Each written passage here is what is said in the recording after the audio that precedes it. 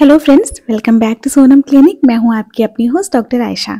इस वीडियो में हम जानेंगे कि अगर आप मेडिकल स्टूडेंट हैं तो ये बेसिक इन्फॉर्मेशन है जो आप सभी को पता होनी चाहिए कि हम किसी मरीज को आईवी फ्लूइड कैसे लगाते हैं, क्या पार्ट्स होते हैं इन्फ्यूज़न सेट के और उनका यूज़ क्या होता है, और इन्फ्यूजन लगाते वक्त हमें किन सावधानियों का ध्यान रखना चाहिए। तो वीडियो शुरू करने से पहले मैं आपको बता दूं कि सबसे पहले जो भी सामान या जो भी चीज़ें आप यूज़ कर रहे हैं उन सब की मैन्युफैक्चरिंग और एक्सपायरी डेट ज़रूर देख लें, चाहे वो फ्लूइड बॉटल हो, सिरिंज हो, आईवी सेट हो या इंजेक्शन हो। इस वीडियो में हमारे पेशेंट को कैनुला ऑलरेडी लगा हुआ है, हम फ्लूइड की जो बॉटल है वो कनेक्ट करेंगे। तो चलिए सबसे पहले जानते हैं इन्फ्यूज़न सेट या जिसको हम आईवी सेट भी बोलते हैं, उसके कितने पार्ट्स होते हैं और हर पार्ट का क्या काम होता है। तो चलिए जानते हैं कि क्या पार्ट्स होते हैं आईवी सेट में।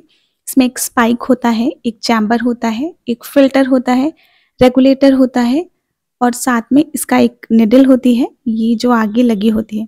तो चलिए जानते हैं इन सारे पार्ट्स को डिटेल। यहाँ पे आपको समझाने के लिए मैंने दूसरे आईवी सेट का यूज किया है। तो सबसे पहले इसको हम डिटेंगल करके इसके पार्ट्स देखते हैं।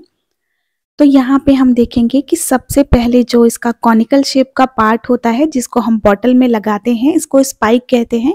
आपको इसको कभी भी ऐसे अपनी टच नहीं करना चाहिए क्योंकि इससे ये कंटामिनेटेड हो जाता है, क्योंकि ये दूसरा जो इन्फ्यूजन सेट है, इसलिए मैं इसको टच करके दिखा रही हूँ। उसके जस्ट नीचे होता है फिल्टर।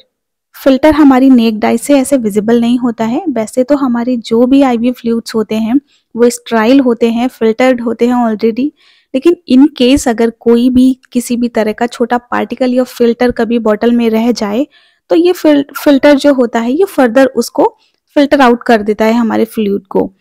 यहाँ पे लगा होता है रेगुलेटर, जिससे हम पेशेंट को कितना फ्लूइड देना है उसकी जो स्पीड है उसको चेक करते हैं।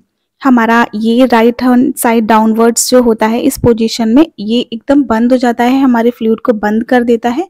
एंड ऊपर पूरा राइट लेफ्ट में कर देने से ये जो है पूरा खुल जाता है फ्लूइड। ये येलो कलर का जो पार्ट है इसको हम कहते हैं कनेक्टर।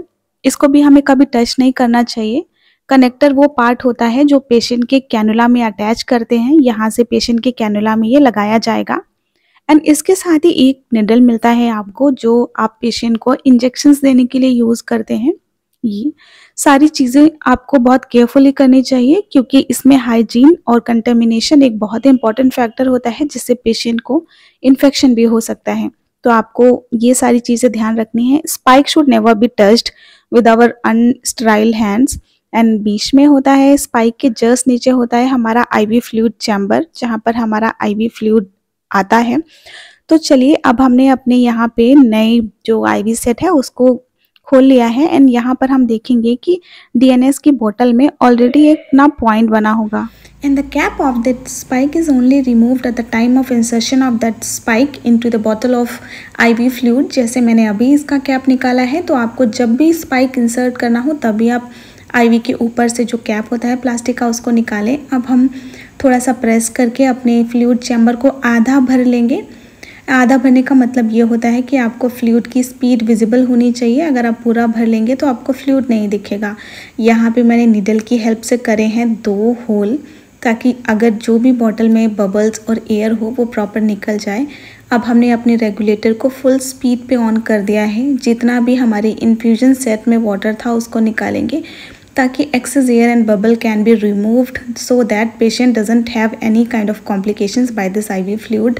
उसके बाद हमने अपने पेशेंट को ये जो IV fluid था ये कनेक्ट कर दिया है with the help of that particular connector।